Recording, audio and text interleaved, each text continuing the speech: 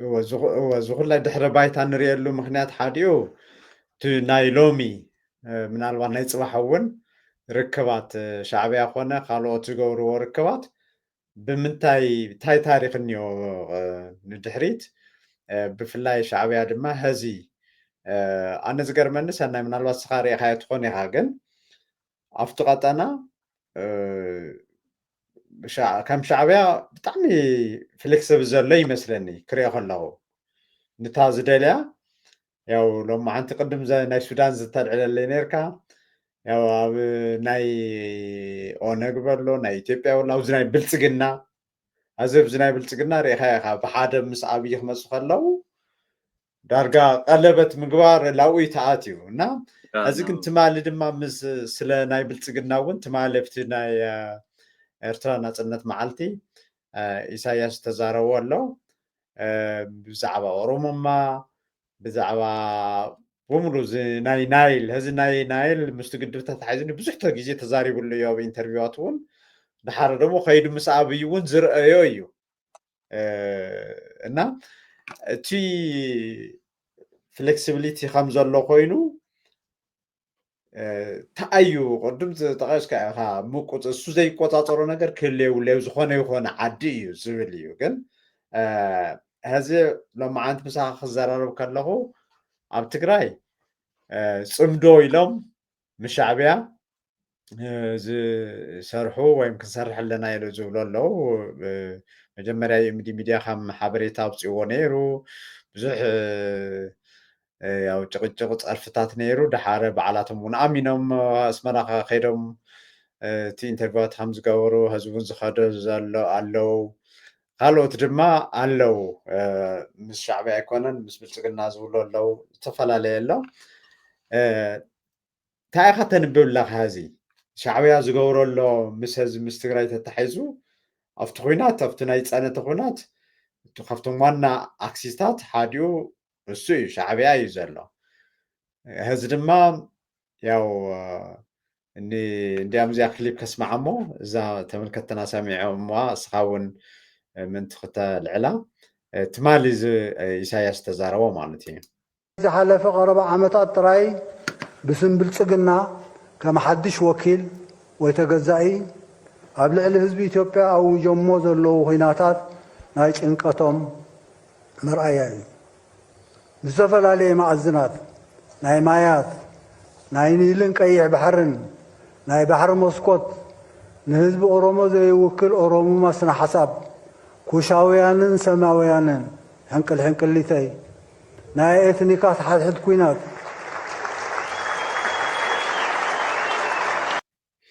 ኣብዚ ንግግር እዚኣ ምስታ ናይ 2004 የማነ ገብረኣብ ታዝ ተቐድሐት እውን ዝወሰድዋ ማለት እዩ ስኻቱም ያው ዓብይ ህዝቢ ኢኹም ግን ብማይኖሪቲ ከምዚ ትኾን ኣለኹም ብሓደ ሰዓት ብሓደ መዓልቲ ብሓደ ዓመት ክትውድዎ ትኽእሉ ዝበሎም ሕዚ ድማ ያው ገልቢጡ ያው ፅውፅዋይ ይብል ኣሎና እስቲ እንታይ ኢኻ ተንብብ ወይም እቲ ካሊእ ሰብ እንታይ ከመይ የንብቦ ኢኻ ትብል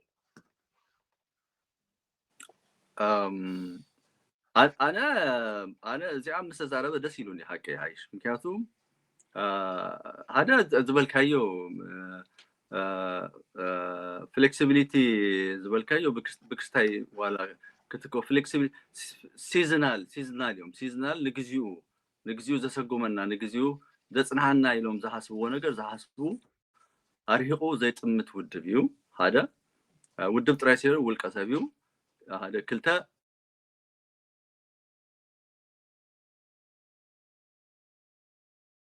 ኣጥርሕ ክልተ ኣብ ኤርትራ ከለኹ ዝተረዳእኽዎም ነገር እዮም ኩልሻ ተስፋ የብለይን በዚ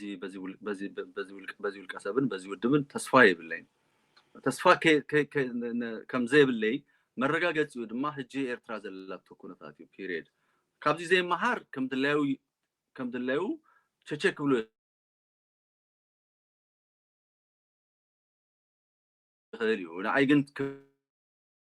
ክብለኒ ገለን ዓመት ኮይኑ ኣሎ ነሻዕብያ ካብ ዝፈልጦን ወፂአ ክዛረብ ካብ ዝጅምሮን ካልእ እዚ ናይ ኣንቶኒ ዘረባ እንታይ ተሓጒሰ ማለት እዩ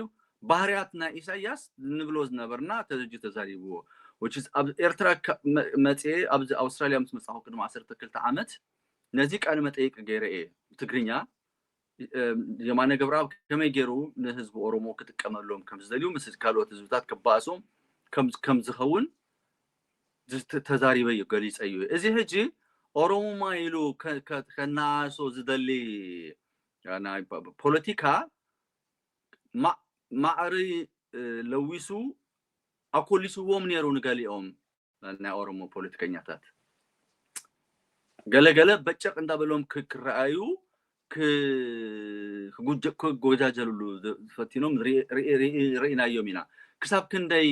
ተግቢሮሞ ክሳብ ክንደይ ከዶሞ ናቶም ጉዳይ ይምልከትናቶም ክሳይ ኸውን ግን ነዚ ቃል በቃል ይልዎም ነዚ ማይኖሪቲ ደጋጊሙ ኢሳያስ ነዚ ዝብወዝ ነበረ ናህናውን ኣብ ሃተታታት ኣብ ገለ ናይ ቴሌቪዥን ቲቪ ኤሬ ማይኖሪቲ እዚ ማይኖሪቲ ኣብ ኢትዮጵያ ስልጣን ኮይኑ ክሳብ ማዓሲው ዝጸነ ኩሉ ሸይ ሃተታ ዝንበብ ዝነበረ እዲ ናይ ዘርኢ መጽናት ፕሮፓጋንዳ እዩ ናይ ህግን ተሓታትነትን እንተዘሉ ነሩ እዚ ከምሳት ዘረብኦም ቀደም ኣብ ክስታይ መእተዎም ነሩ ህጂ ተገምጢሉ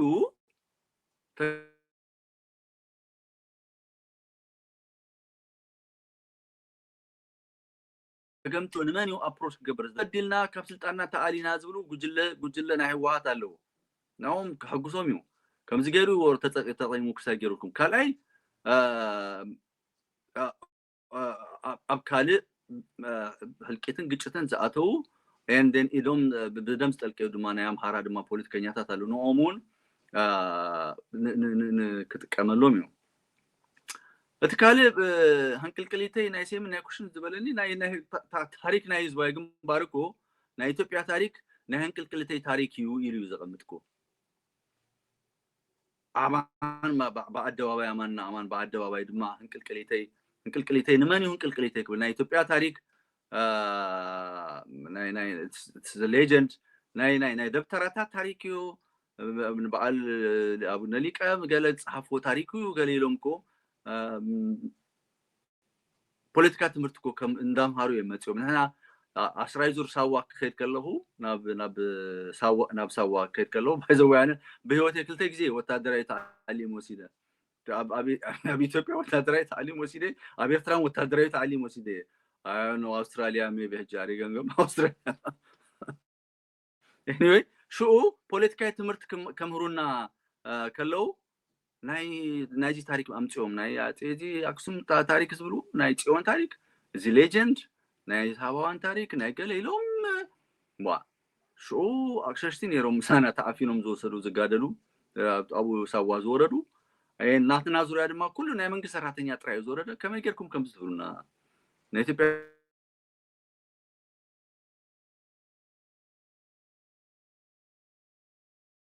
ታሪክ ኢትዮጵያ ጅኮ ናይ ኢትዮጵያን ታሪክ ኢልኩም ተምሩናኮ ታሪክ ናትና ታሪክ ወዝ ነበረ እኮ ናይ መጠራ ታሪክ ናይ አክሱም ታሪክ ናይ መንሽሙ ታሪክ ናይ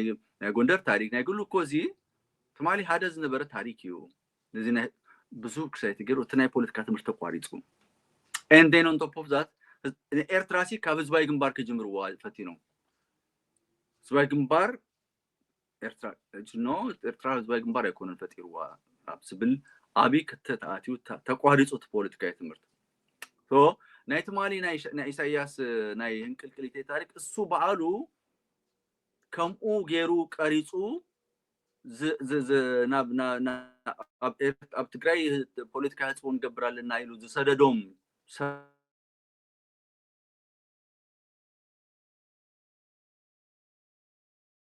ሰራዊት ዮም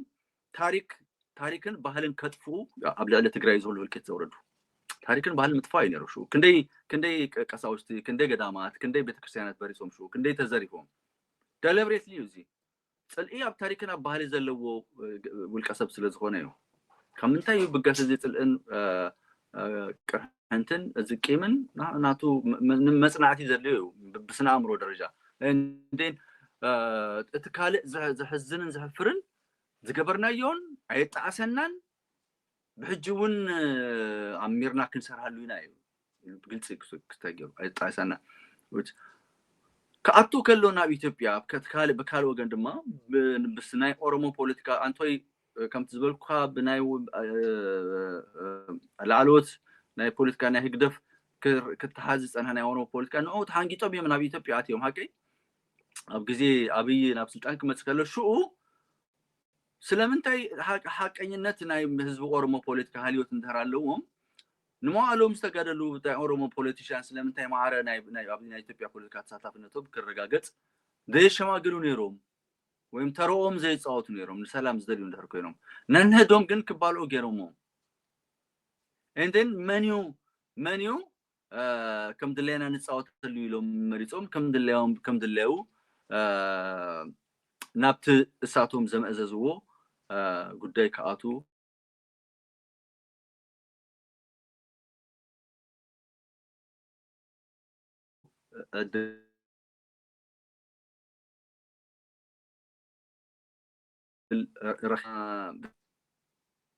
بزعبا زي زربونا إساياس أبناء تويتر أو تيجيلو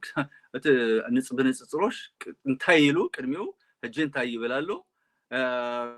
ناكوش من سيمن تاريخ إم بزعبا بحري أب كرميو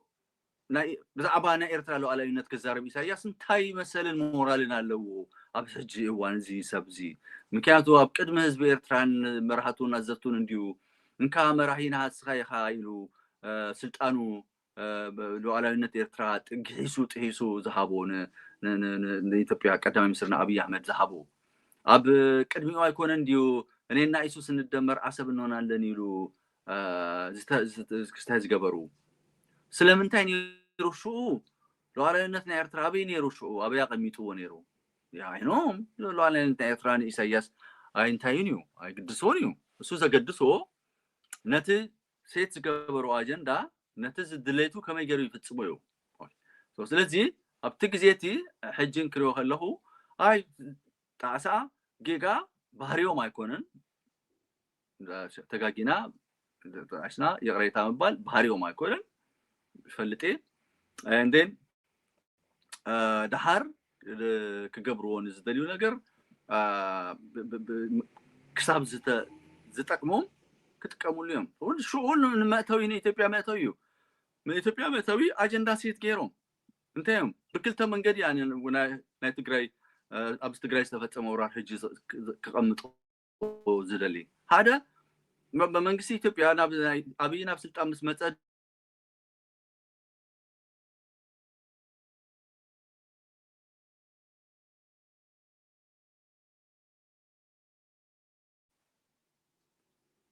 سلطانو كيت أبوه سلطانو كوكوتاتر فرحين يروو دليت كستاين كم رجعت كخون يروو سو كأسلوم زدلي وين ما بتهتيو كاتوم زدلي سوات يروم نعي وهات مراتي فلوتيو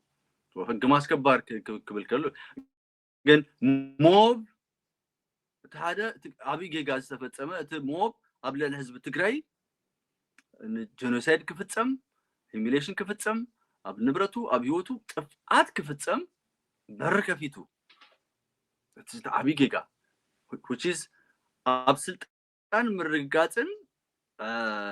تحكم سبات مقبارن زي تمركوزين يرو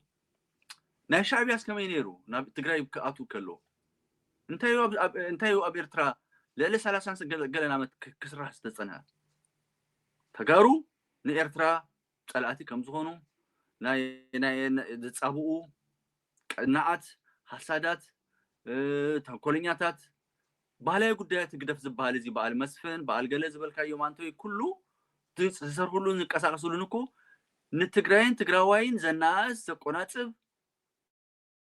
ሙዚቃታት ድራማታት እኮ እንዳተሰራሐ መጽዩ ደይቋርጽ ነና እኮ ክንደይ ንበዓሲና ነርና ምውራድ ከም ህዝቢ ስለምንታዩ ዝግበር እንታዩ ጥቅሙ ድሃር ድማ ኣብ ሳዋ ወራር ከም ዝኣቱ ክረጋገጽ ከሎ ኣብ ትግራይ ፖለቲካዊ ሕጽቦ ክንገብራለና ይሉ ስለዚህ ፖለቲካዊ እዩ ናብ ትግራይ መእተው እዩ how come ኣብ ካል ሃገር ንዘሎ ህዝቢ ፖለቲካዊ ሕጽቦ ክገብር ይሉ ኣግሂዱ ዝተዛረበ ንመንእሰያት ኣብ ከምኡ ዘስረጸን ኣብ ከምኡ ብሬንዋሽ ዝገበረ ሰብ ካብኡ ዘይተረፈውን ኣብ ደገ ዘሎ ደገፍቱ ከመይ ገይሮም እዮም ነተጋሩ ዝስእልዎም ዝነበሩ ከመይ ገይሮም እዮም ሙዚቃ ዝደርፉ ዝነበሩ ዝስእዙ ዝነበሩ ከም ፖለቲካል ኮንቴንት ኣይኮነን እኮ ንቲፒኤልኤፍ ዝቃወሙ ዝነበሩ ቲፒኤልኤፍ ፖለቲካዊ መርገፂኡ ከምዚ ኣይኮነን ዝብሉ ዝነበሩ ተጋሩ ከምዚ እዮም ዝብሉ ዝነበሩ ኣብ ሂዩማኒቲ ምጥፋእ ኣብ ሂዩማኒቲ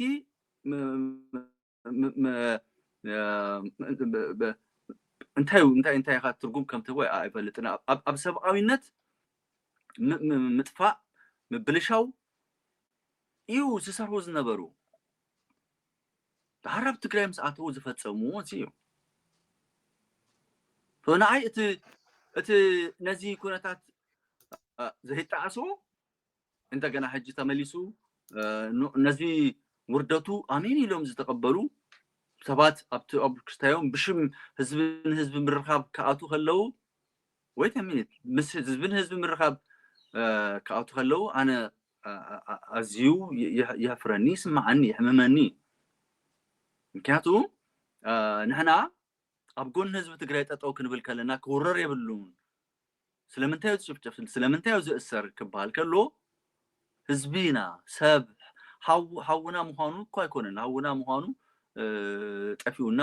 ወይንም ድማ ሓውና ምዃኑ ጥራይ ኣይኮነን ሰብ ምዃኑ ብዛዕባ ህዝቢ ትግራይ ሓውና ምዃኑ ብዛዕባ ህዝቢ ኣምሃራ ሓውና ምዃኑ ብዛዕባ ህዝቢ ኦሮሞ ሓውና ምዃኑ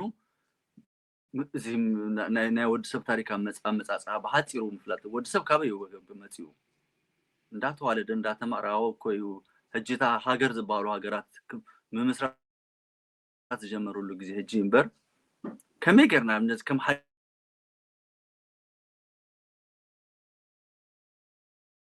ሓድሽ ደንያ ህዝቢ ውግእ ናገና ብናኮ ኣነ ኣብ ዶባት በተደጋጋሚ ኣብ ተመለስኩሉ ግዜ ኣብ ኤርትራ ውሽጢ ኤርትራ ኣብ ዝቅመጠሉ ዝነበረሉ ግዜ ንሕና ምስ ተጋሩ ምስ ኣምሃሩ ኤርትራውያን ዝነበረና ፍቅሪ ድዩ ምቅርራብ መተለላይ ሕጂ መፂኦም ኣይኮኑን መንሽሙን ኣስመራ ከይዶም ወይ መቐለ ከይዶም እንደገና ህዝብን ከፋቅሩ ዝተልዩ ከምሩና ኣይኮኑን ዊኖ እንፈልጦ ኢና ኣፀቢቕና እንፈልጦ ኢና ዛት ብከምኡ ስለንፈልጦም ኢና ድማ እቲ ክኽፈል ዝግብኦ መስዋዕትነት ዝኸፈልና ኣብቲ ግዜ ጎን ህዝቢ ትግራይ ብምዃን ኣብ መንቀራቅር ዋላ ንእተው እምበር እዚ እዩ እቲ ሓቂ ወሪርካ ጨፍጭፍካ ንህዝቢ ትግራይ ኣብ ኢትዮጵያ ፖለቲካ ኣቲኻ ሓሚስካ ሕማሚስካ ኣብ ሱዳን ፖለቲካ ኣቲኻ ሓሚስካ ሕማሚስካ ንህዝቢ ኤርትራ ሰላም ኣይተምፅኣላን ኒዮ ፖለቲካዊ ውድባት እቲ ህዝቢ በዓሉ ዝተዋደደ ዝተፋቀረ እዩ ኣብ ግዜ ናይ ባድመ ውግእ እኮ ኣብ እንዳ ቤተ ገርግሽ በሎ ኣብ እንዳ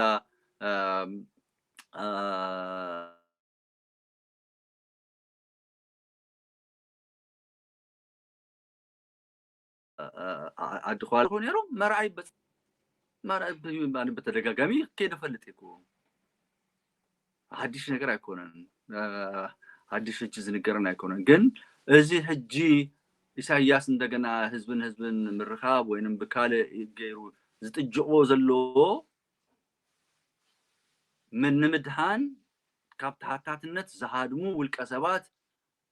ንዖም ተጠቂሙ ካልእ ኢድ ምትእትታው ዝተረፈቶ እድሚኡ ኣብ ናይ ህልቂት ንምእጓድ እዩ ንህዝቢ ኤርትራ ንህዝቢ ትግራይ ንህዝቢ ኤርትራ ኣነ ብከምዚ هو حدا زلعلكايو ነገር ኣብዚ ደጋጊምና ሰሪሕናሉ እንዲና ኣብ ናይ ህግደፍ ወይም ናይ ሻዕብያ ሰብ ዝኾነ ኣብ ኣውሮፓ እታ ኖቬምበር 3 እታ ኩናት ክትጅመርስ ኦክቶበር 3 2020 ዘውፅኦ ፅሑፍ ነይሩ ሕዚ እውን ኣሎ እቲ ፅሑፍ ናብ ብዙሕ ነገር የው ዘልዕል ሓዲኡ እንታይ ዝብል ካብቲ ፅሑፍ ቀጥታ ኮት ክገብር ኣብ መንጎ ኤርትራን ትግራይን ነባሪ ፍታሕ ንምምፃእ ትግራይ ትበሃል ክትህሉ የብላን ይብል ቃል በቃል እዩ በቃ እዚ ሪፍሬዝ ዝተገበረ ይኮነን ካሊእ ኣብ ትግራይ ዘሎ ተዛራባይ ትግርኛ ፀረ ኤርትራዊ ሃገራዊ መንነት ይብል ኣብቲ ፅሑፍ ዘሎ ዝውን كاو دحري حوحات متفا زبل هم زبل كايو بالبوليتيكا عين خضرية كلها أو بوليتيسايد زبالة اللونديو ترمينولوجي خمس جونوسايد نولو سون بنايت بهجازي أبز ناي هذا سلاسي زوات هجي وزحلف مسنا هج سونا تسرر ناير ينيرة أو نسوي على ببوليتيكا من النتوس خطافي أولون مع زخونة جوجلة بوليتيكا يتحسسوا وزي سلاز خونس خطافي أولون زبل كهم جابني السؤال قديفنا قم تعي زبل السؤال مستفى يبلكا أفتي بوتا في أفتي زهلي قطتان المتقاس من تخنبو دلي دايبل كاب محبر أو نارجاوي زعبي زخوني يخون عينة بوليتيكا ودابة كلي بفصوم يولون يبلكا مالتيو كاو قصيلو تايو ليفل مس ኢትዮጵያ ወን ሃምስ ዝበልካ ምስ ናይ ምቁፅፃር ይወስዶ ይመስለኒ 150 ዓመት ወይ ዝወስድ ፕሮጀክት ወይ ልዕሊኡ ዝወስድ ፕሮጀክት እውን ኢልና እንተገሚትና ምግኣዝ ትግራዎት ናብ የመን ብውሕስ መንገዲ ብዕቱ ክስርሕ ኣሎ ኢሉ ነዊሕ ፅሑፍ እዩ ይዛረብ ኣብ መወዳእታ እንታይ ትብል ኣብ ሶሻል ኢንጂነሪንግ ይኣት እሞ እንታይ የልዕል ኣብቲ ክልቲኡ ትግርኛ ዝዛረብ بخلتي دوب زلوا مالتي إرتراوي زخونن أو إثيوبيا زلوا تغرينيا تزاراوين كي الراحب جيركا بسوشيال إنجينيرينج تايلو بتوسخ إرتراوي مننت كاب سلواوت تغراين مشفان بوغن دوب إرتران تغراين حدش محبرا مهندسنا سوشيال إنجينيرينج بمقبار حدا كليل عبوتا بفرزون مفتار يدلي إيو يبل هذه صحف هذه ياو هزونا بفيسبوك زل دحري شو عت عامت مالتي دحري حموش عامت ون مالتي سوات اي زي حدا سويلو دقا في الشعبية وي مهقدا في الصحافة يزولو اللو آنن كالو تدمات هاي نبل زي سويلو حدا بكا حلف من قد صحفو زغيلا يكونن أفتي ناي بوليتيكا أيديولوجي زلو سبات مس زلليو نجار راخيوم زعمت له دحر دما زقرمكا دحر ورح ندي تخوينات زجمر زلو تخوليفنا ون كل كلو إسايا سافتا دحر بريتوريا إزي نايجي ملكتات بومبلوم تغيرم يوم تستاو حالة مالتي جن دعلي ون كخور نيرم الناس تسناي همز كله نجار زرعين زسمعن زتحطات الهمزول كاوزي خويناتون ناي بعرف دمص إذا سمع زنابرة سب نايدي سب زي صحف ناي ترى سب صحف دي نو ناي ترى سب صحف هيكون أزي بعنصارو أنتو قاليس أيوم أزي كو أبت ناي إرترا بحالي كفل بحالي أب ندازينا أب راديوتات أب ناي فيستيفالات زقلت زنبريو متأسسارنا مس تجراين مس إثيوبيا زلنا متأسسار كي قلت كي عبي كالي عينت إرتراوي identity ولم كالي عينت إرتراوي منت دهر colonization استفتر إرتراوي منت السوت راي كجوسكوس كسرة كعبي تكالي متأسسارنا كتقف كم جمرة جميرو نأرثوذكس كتفو خلو نأرثوذكس كدغمو خلو نأرثوذكس كجبرو خلو تلامهم مست إثيوبيا زلوا متأسسار مست إثيوبيا زلوا تاريخ من عصر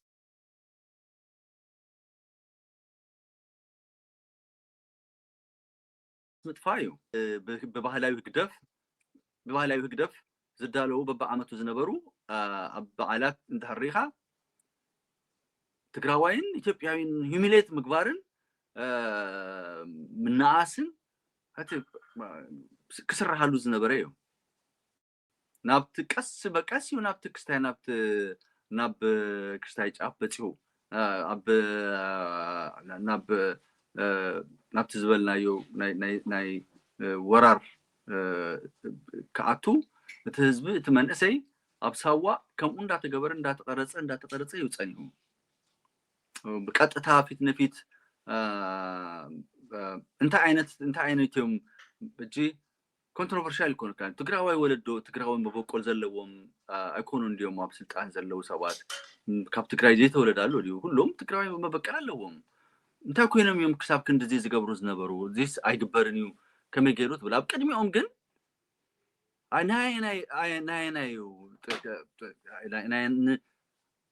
ከመይ ኦር ብፍላይ ፍሉይ ትግራዋይ ንበሃል ኣለና ኢሎም ይሓስቡ እዮም ንሳቶም ኣይርዳእንን እዩ ግን እቲ ሂሚሌሽን እትሕጂ ዝብሎ ሰብ ድሃር ፖለቲካዊ ህፅቦ ኢሳያስ ዝበሎ ዘረጋገፀልና ፖለቲካዊ ኮንቴንትን ጥራይ ዘይኮነስ ፖለቲካዊ ሊንክ ርክብ ዘለዎ ሰብ እዩ ነዚ ባይ ዘ ወይ ናይ ሻዕብያ ሓደ ናይ ንክትግብሮ ንዝደሊ ነገር ኣቀዲሙ معقني كمزتات مزرقة بحرية لموديو كمزي قدم عامي وشتنا وشتراهيبهم وري كزن كنا زهصنيهو دحار بقلص ماتيوم صمدو يلوم ماتيوم علامي دمو نتهزبي نزي تግራዋይ كمزيو كبلو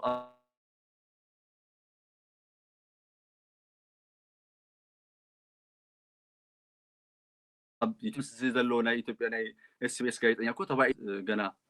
ቅድም ዝነበረ ይወደግ ቅድም አብይ ምምፁ ኣብ ኤርትራ በዓል ናጽነት ክበር ከሎ ተመሳሳይ አቡ ከልና ንቃውሞ ዝነበርና ፐርሰናሊ ቦልኬ በጽፈት ከትም ኢትዮጵያውያን ድባት አቡሎ የኢትዮጵያ ባንዲራ ምቅጻል ከምዚ ናይ ኢትዮጵያ ባንዲራ አድጊ አልቢስካ ምኻድ አድጊ አልቢስካ ምኻድ ወታደራዊ ክዳን ተኩል ዝግበር እዩ ከምኡሪ ስለምንታይ ከሙ ይግበር ይሄን ቃል መጠይቅ ንግበረው ይለዩ ተወዲ ጋዜጠኛ አነ ዳሃር ዝተረዳሁ ለካ እሱ አግጽና ይሄ ባለህንባሻው ባንዲራ ነው እኛ ምን አገባን ይሉኒ how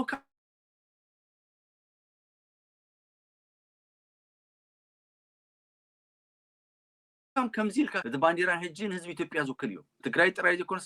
ዝውክልዩ ኢልና ተባይስና ምስ ጋዜጠኛ كم دهار كم تراكو سومس بقال سيساي جنا ركب زلو وتادر زنبره ስለዝሆነ አይገድሶኒ በዝሆነ መንገድ ይምጻ ይወደ ካብ ኤርትራ ካብ ኢትዮጵያ ስልጣን ይተአሌ ካብቶም ዝብሉ ዝነበረ ስለዝነበረ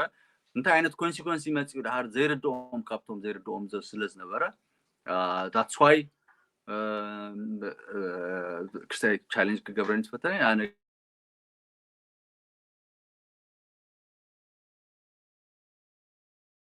ገንቡ አይዮሶ አካላት ይሁን በዓል ዝገልጽ ወዝ ነበረ በዓል አንዳርጋቸው ጽጌ በለው በዓል በኢሳት ዝግለጽ ነበረ አብለ ለተጋሩን ትግራይን እንታዩ ክስራ ዝግቦ እንታይ አከጥፍ ክጠፉ ክስራሃሉ ለዎም በዓል ሓደ ጊዜ ፕሮፌሰር አብደገዘለው ናይ ሻዕቢያ ክስታይ ንመና ራሂቦምና ፕሮፌሰር ጥላሁን ይልማዝ በዓል ናይ ከብት حكيم ناي كبت كستاي حكيم تفلتو يخا هاري قال متيك نغبرو فريدو نغبرو شو ابت غزي شو ناي دهرنا الجرسم قالقاليو هاي بلنا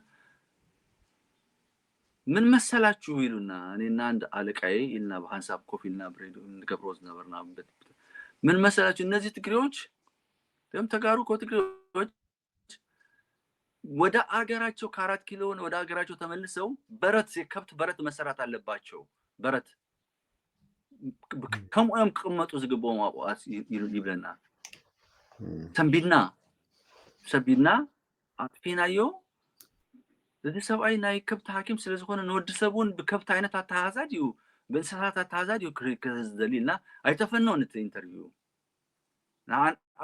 كاتم نتنا كفلي أمهرينيا زنبرنا سوات لسنبدي بيكود واد كم تزبلكوا بتعمي أسوسيتد بتعمي ستأساسرنا هنا نايما كلي تبيع بوليتيكا ولا زبلكا زي مكري ولا زبلكا ولا على فيز نبرك على أسيمبا زبهال كرماي أبناء هبات قدر ليز نبرة أسيمبا زنبرة السون كرماي بري كم يقرنا زين كم زينة كسين عينور لنفسنا عينور نلا كتفنن كم زي عينة سبات نتي نا إساياس دهار أب تقرأ نزتقبرو ኢንፑት ዝኾኑ ሰባት እዮም ሶ እዚ ጽሑፍ ናይዚ ሁሉ ውጽኢት እዩ en ብከምዚኡ ክትሓዝ ዝግብኦ እቲ ዕላማ ንዓይ ከም ዝመስለኒ ነቲ ድሓር ዝመልመልዎ መንእሰያት ኤርትራውያን ኣብ ደገ ንዘለዉ ብከምዚ ንተጋሩሲ ብከምዚ ክርእይዎምን ኣብቲ ፌስቲቫላት ናይ ኤርትራውያን ፌስቲቫላት ናይ ህግደ ፌስቲቫል ዝተንጸባረቁ እሱ እዩ ዝተንጸባረቁ ንሱ እዩ መልእክቱ ዘምህሮም እዚ እዩ ተረዲኻና ባህሌ ተረዲካ ኣቐዲሞም ነቲ ባይታ ንምንጻፍ ኤግዛክትሊ ዝተሰረ ኤንደን ፈጢሮም ከምኦም ዓይነት ከም እንስሳ ዝኾኑ እኮ መንእሰያት እኮ ኣብ ደገ ተወሊዶም ዝዓበዩ እኮ ኣብ ፌስቲቫል ዝበሃሉ እኮ ከንጸባርቁ ኢና እዮም ኣብቲ ናይ ህግደ ፌስቲቫል እኮ ዝረኣይ ዝነበረ እኮ ኣይኮነን ኣብ ደገ ተወሊዱ ዝዓበየ ዲሞክራቲክ ኣብ ዝኾነ ኩነታት ነው ምክባር ዲስክሪሚኔሽን ሂሚሌሽን ገለገለ በህግ ዝሕትቱ ነገራት ሙሽ ኣለዉ ነዚኦም እንዳረኣየ ዝዓበየ ዲያስፖራ ኤርትራዊ ከምዚ ኢልካ ይኮንካ ክትሓስብ ኣብ ኢትዮጵያ ይኹን ኣብ ኤርትራ ዝተወለደ ነውሪ ብዝብል ዝሪኦም ዝሓስቦምን ዘይብሎም ነገራት ኣለዉ ዲካኒ ከምዚ ዓይነት ሰባት እዮም እዚኦም ኦፍ ኮርስ በጽፈት ግደፍ ክስታይ ዝገብሩ እዮም ብዛዕባ ናይ ትግራይ ፖለቲካ ናይ ኤርትራ ደፊሩ ክጽሕፍ ኣይክእልን ሓደ ኤርትራዊ ኣውቶሪዜሽን ወይንም ፈቃድ ከይረኸበ ጽቡቕ ሰናይ ብዙሕ ነገራት ክነልዕል ኢና ተመኒና ነርና 2 ሰዓት እውን ጌርና ግን ብዙሕ ዝተርፉና ነገራት ኣለዉ ካሊእ መዓልቲ እውን ክንቅጽል ኢና ኢለ ተስፋ ይገብርዋ ናይ መወዳእታ ግን ሎም መዓንቲ 5 ደቂቃ ኣላትና 2 ሰዓት ክመልእ ሰናይ ህዚ ኣብ ምንታይ ኩነታት ኢኻ ዘለኻ ቅድም መጀመርያ ልዕል ከለኹ ኣብቲ ናይ ባዮ ክዛረብ ከለኹ ልዕለየ እንድየ እዚ ኣብ ኤርትራ ብምንታይ እዩ ለውጢ ክመጽእ መጀመርያ ክንብገስ ከለና ሻዕብያ ዘለዋ ኤርትራስ ክኸደ ይምነይ ነይረ ግን ያው ብሃም ዝበልናዮ ተገዲድካ ኸይድካ ካብኡ ድማ ግን መሪፅካ ፎቲኻ ድማ ወፂኻ ማለት ኩነታት ኣይደለኻ ወፂኻ ሕዚ እታ ትደልያ ኤርትራ ማለት ስለ ኤርትራ ስነነዋግዕ ኣለና እምበር ተቐጣና በሙሉ ያው ዳርጋ ሓደ ይኾኑሉ እንድዩ ብሕማቕ ማለት እዩ ግን ብምንታይ ኢኻ ዘለኻ እዚ ብዙሓት እንቅስቃሴታት ከም ዘለዎ ኣለዉ እቲ ብርጌድ ንሓመድ ኣሎ ፈልሲ ዲሞክራሲ ኣሎ ካልኦት እውን ኣይ ቲንክ ዝኣክል ዝበሃል ህዘሎ ድዮ የሎን ኣይፈልጥን ብዙሓት እዮም ዘለዉ እቲ ምንቅስቃሳት ብፍላይ ኣብቲ ሚድያታት መንእሰይ ከም ቀደም ኣይኮነን ከምዚ ሓደ ኣይኮነን ኣነ ኣብ ስዊድን ክነብር ከለኹ ቅድሚ ካናዳ ምግባረይ ዳርጋ ሓደ ዝተፈለየ ድምፂ ዘለዎ ኤርትራዊ ነበረይ በቃ በሙሉኡ ማለት መንግስቲ ስካብ ዝብል ሕዚ ስዊድን ክኸር ከለኹ ሓላሊፉ ኣም ትፈልጦ እዩ ብርጌድ ንሓመዱ ዝበሃል በዓል እውን እቲ መንእሰይ ወይኒ እዩ ዝተፈላለየ ነገራት ኣለና ሰናይ ብኸመይ ኢኻ ዘለኻ ምንታይ ምንቅስቃስ ኢኻ ዘለኻ እንድሕር ሃሊኻ ማለት እዩ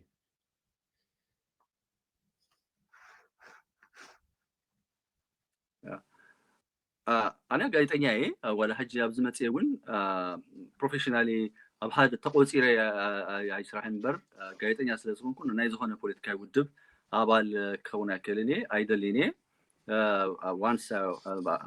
ሓደ እዋን ሓደ ፖለቲካዊ ውድብ ኣባል ነይረ ኣብ ናይ ኤርትራ ፖለቲካ ናይ ቀርኒ ኣፍሪካ ፖለቲካ ድማ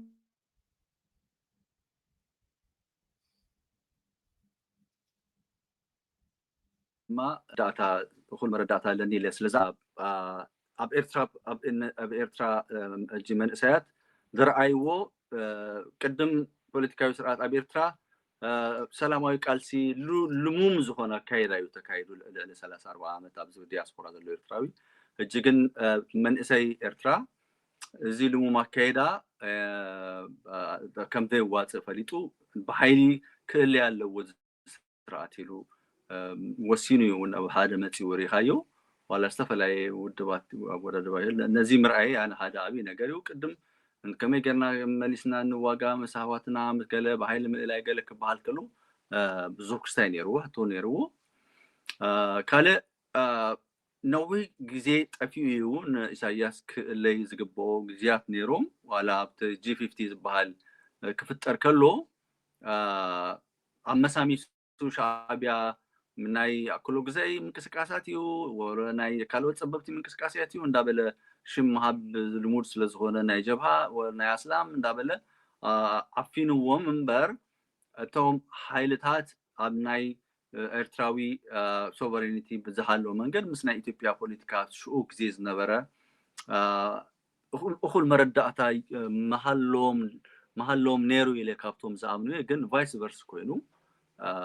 ተቀዲሞም ተሕዝን እፃ ኣጋጢሙን ህዝቢ ኤርትራ 2001 ሶ ብድሕሪኡ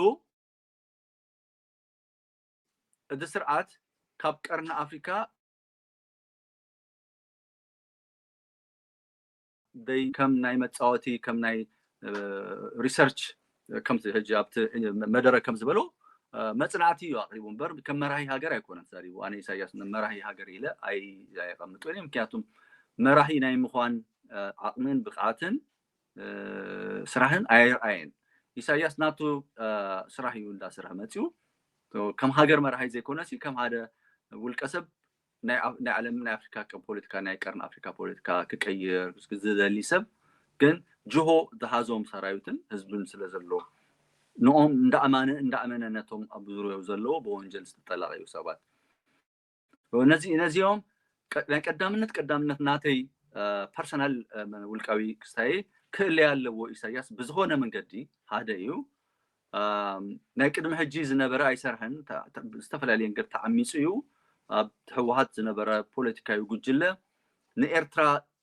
ዝርእይዋ ዝነበረ ኣረኣያ ዝንቡቕ ነይሩ ኢለ ኣነ ዝኣምን ስብሃትን ዘሰኮል ናቶም ሪኣ ንኤርትራ ሶቨሬኒቲ ከም ሶቨሬኒቲ ሃገር ዘይኮነ ዝርእይዋ ምስ ኢሳያስ ኮይኖም ዝፈጥርዋ ዝደልይዋ ዓይነት ከባቢ ወይንም ኢምፓየር ኮይኖም ንክፀንሑ ዝደልይዋ ዓይነት ሰባት እዮም ኮይኖም ዝነበሩ እምበር ኢሳያስ ክእለይ ዝደልዩ ኣይኮኑን ኣብ ከምዚ ሚእቲ ካብ ሚእቲ እርግፀኛ ኮይነ ዝዛረብ ኢሳያስ ክትንከፈልና ደሊን ኣጊዱ ዝተዛረበ ሰብ እዩ ስብሃት ነጋ ኣብ ልዕሊ ኤርትራውያን ምሩኻት ደዲሳ መፂኡ ንኤርትራውያን ኣዋሪዱ ሂሚለት ገይሩ ንስኻትኩም ሹንካ ማንኪያ ትበልዑ ከምዚ ኢኹም ኢሉ ኣናኣይቁ እዩ ክስታይ ገይሩ ፅቡቅ ገበረ ኢሳያስ ይድቁሰኩም ኣሎ ፅቡቅ ገበረ ኤርትራዊ ትምክሕትኩም ክስታይ ገብረኩም ኣለ ኢሉ ኣዝዩ ነውራም ዝኾነ ዘረባ እዩ ክስታይ ገይሩ ብድሕሪኡ እውን ድሕሪ መለስ ቀዳማይ ሚኒስትር መለስ መላይ ኣብ ፖለቲካ እንደገና ዝነበሩ መራሕቲ ኣዘስቲን ኢሳያስ ዝእለይ ናይ መጨረሻ ምድላዋት ኩሎም ተቃውምቲ ውድባት ምስቲ ውሽጢ ዝነበረ ሓይሊ ወታደራዊ ሓይሊ ገይሮም ኣብ ዝጀመሩ ኣብ 0 ሰዓት ጠጠው ኣቢሉ ከይትንቀሳቀሱ ተባሂሎም ተኣጊዶም this is history so ድሕሪ ኣብቲ ኣብ ህወሓትን ኣብቲ ህወሓት ዙርያ ንዘለውን ዝነበሩን ናይ ኤርትራ ኣብ ናይ ኤርትራ ፖለቲካ ዝንቡቕ ኣረኣያ ጥራይ ዘይኮነሲ ናይ ኤርትራ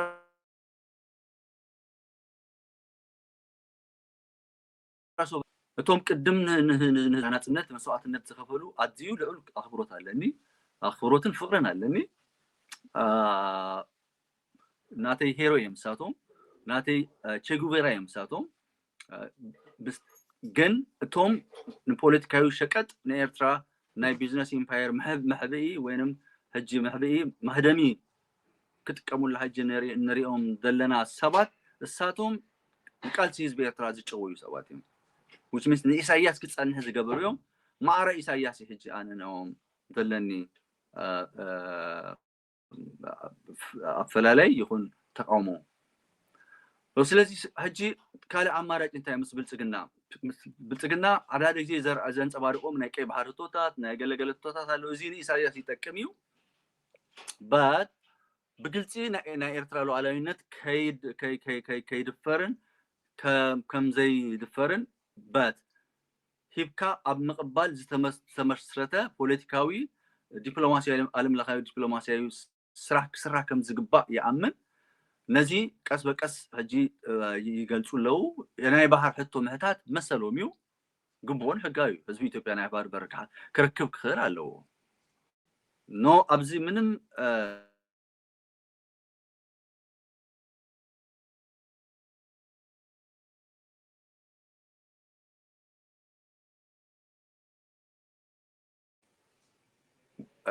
نايكي بحر حتو كم بوليتيكا أجندا كتهزلوا يلي زعمن سبا يكون كن كاب كله قدامنت بجهوز تتهازا حزب إرترا كاب إساياس كليك خلالو إن سراويت إرترا مونغونيا كونو كوتسن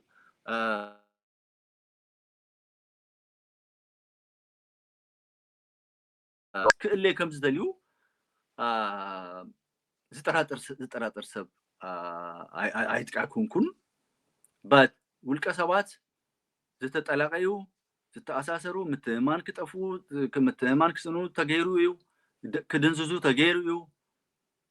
ግን ልቦምን ንኤርትራ ሉዓላዊነት ይኩን ምትእሳር ህዝቢ ትግራይ ምስ ህዝቢ ኢትዮጵያ ዘለዎም ቅኑዓት ከም ዝኾኑ ይኣምን እየ بكمي مسياس كليكال مس حزب إثيوبيا كمي أينت ناي بحر برا تقاقما كسربا لذي كال من دهر إساياس ملاي بكمي متعاليو نزي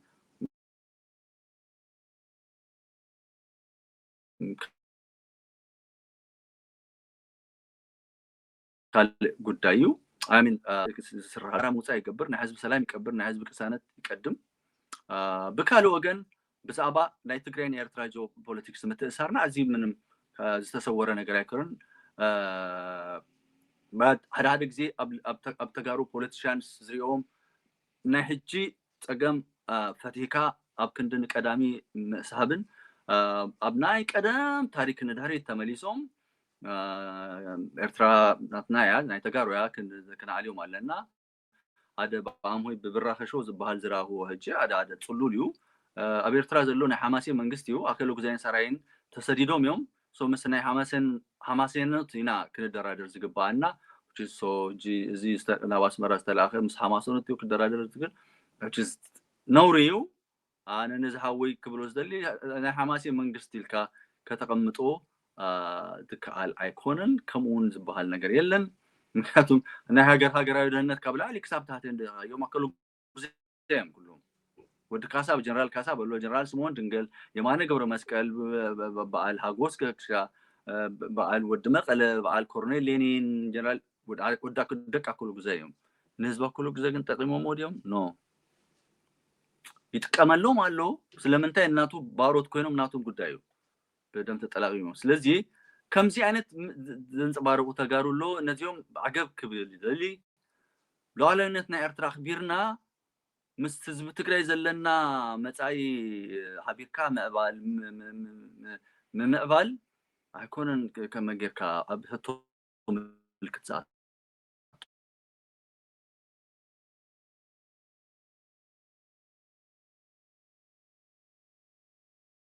هيكونن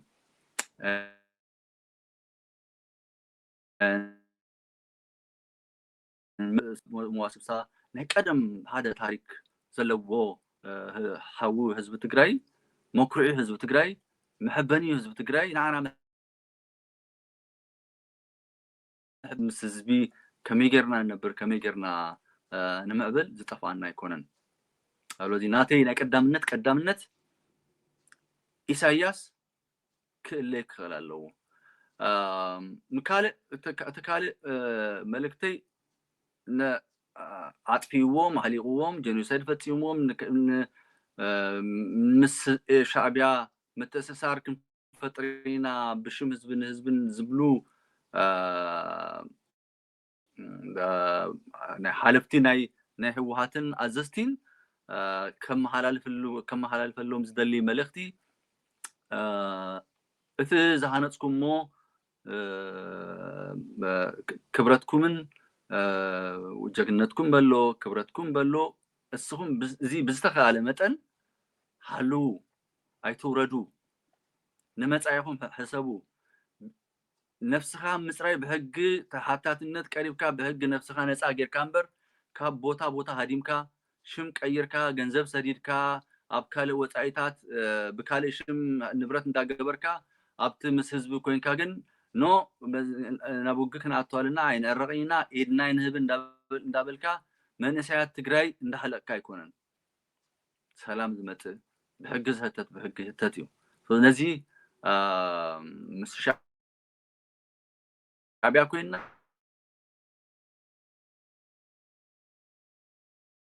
ምስ ኣምሃሩ ኮይና ካልእ ጥፋት ይኹን ክትስግና ምፅኹም ሓቂ ሓይሽ ምክንያቱም that's your history እቲ ብዕልግና እቲ ብስርቂ እቲ ብልሹና ኣብ ልዕሊ ህዝቢ ትግራይ እውን ጀኖሳይድ እንዳተፈጸመ እውን ርኢናዮ ኢና ሓፊርና ንሕና ከማን ሓፊርና ሕጂ ህዝብን ሰላም ኣይኮነን ዝፍጸም ዘሎ እቲ ዝፍጸም ዘሎ ውልቀ ሰባት ቅድም እውን ኣብ ልዕሊ ህዝቢ ኤርትራ ግዲ ዘይብልኩም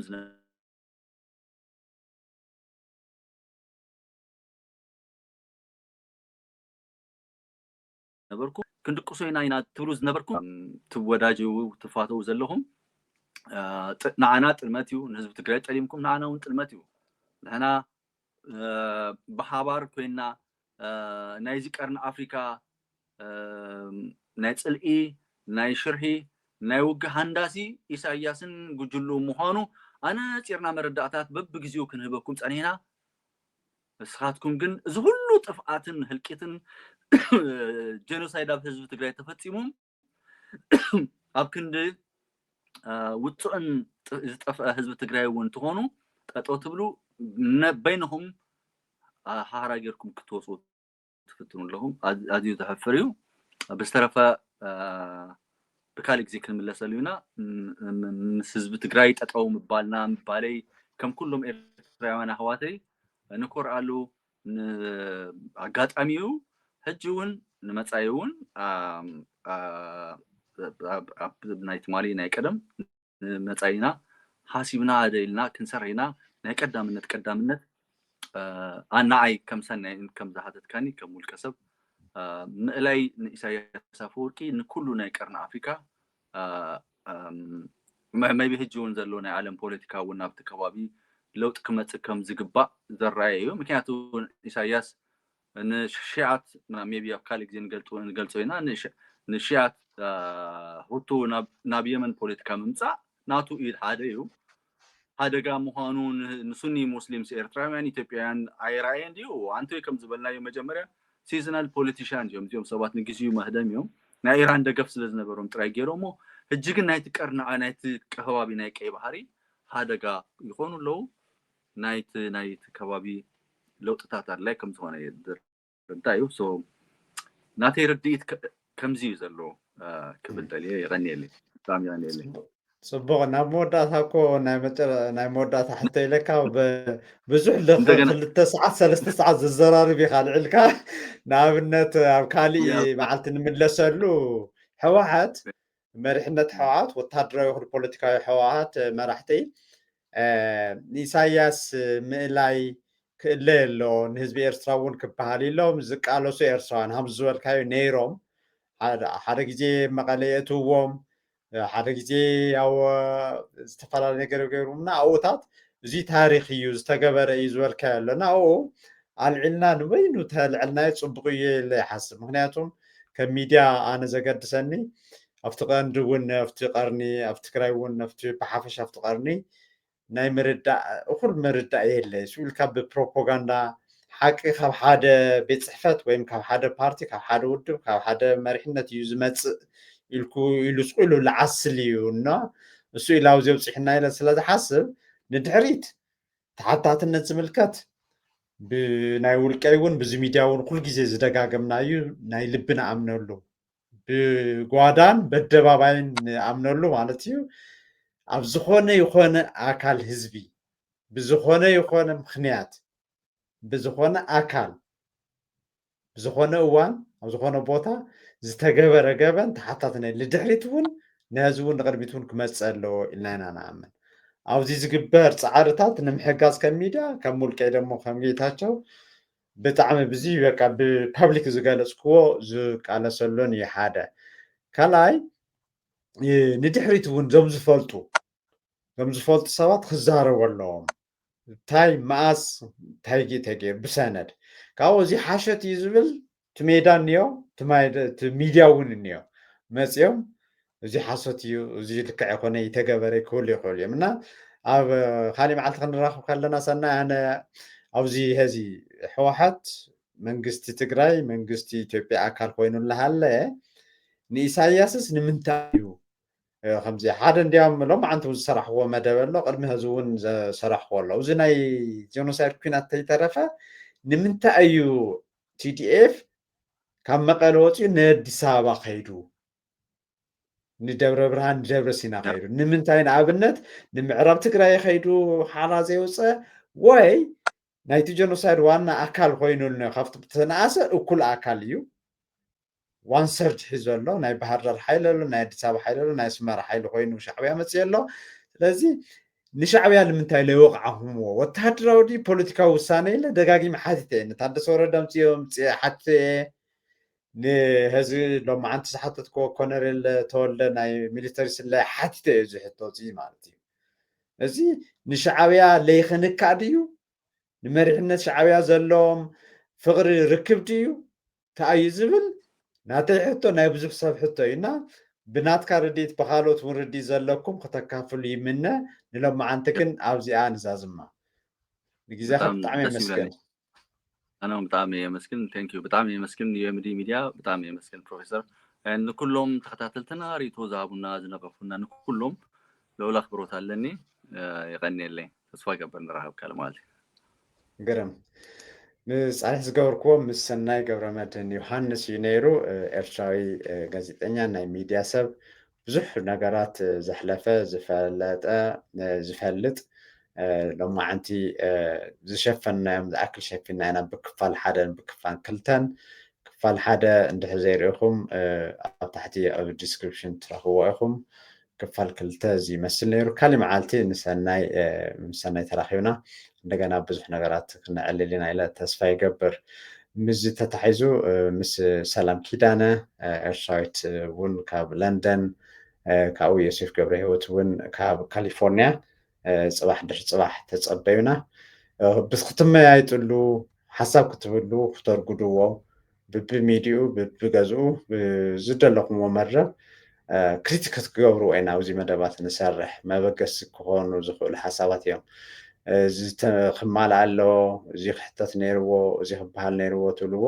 ወይ ንስኻትኩም ብትረኽብዎ መድረክ ክትብልዎ ኢኹም ወይ ኣብዚ መፂኹም ክትብልዎ ትኽእሉ ኢኹም